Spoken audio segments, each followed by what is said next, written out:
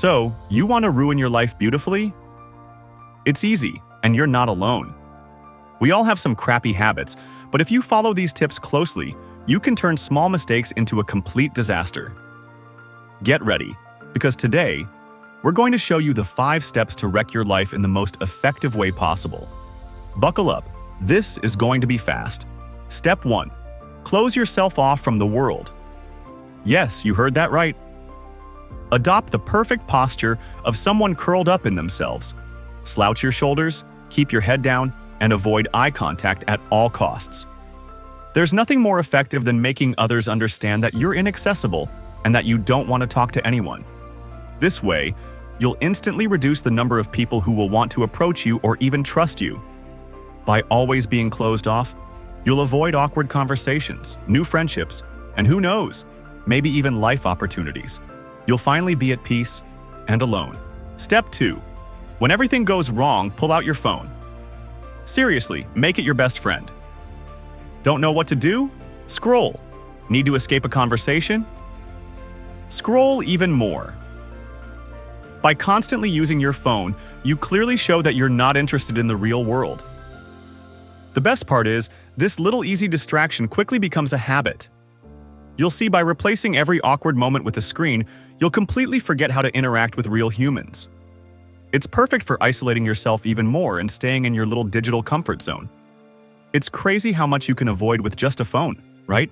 Step 3. Never be on time. It's essential.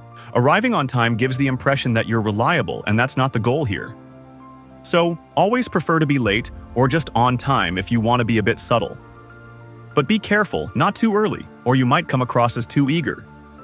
The cherry on top is to always have a good excuse to justify your tardiness.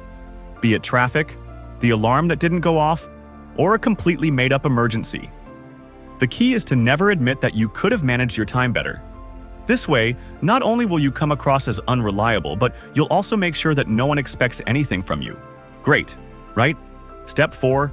It's time to convince yourself that nothing is ever your fault. Adopt a victim mentality where everything that happens to you is due to external circumstances.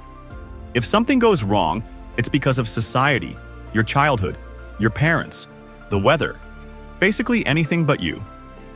By doing this, not only do you offload all responsibility, but you also convince your subconscious that you have no control over your life. And if you have no control, why try to change anything? Stay exactly where you are and make no effort to improve. After all, it's easier to blame others than to look in the mirror. Step 5. When you're around people, always make sure to steer the conversation back to yourself.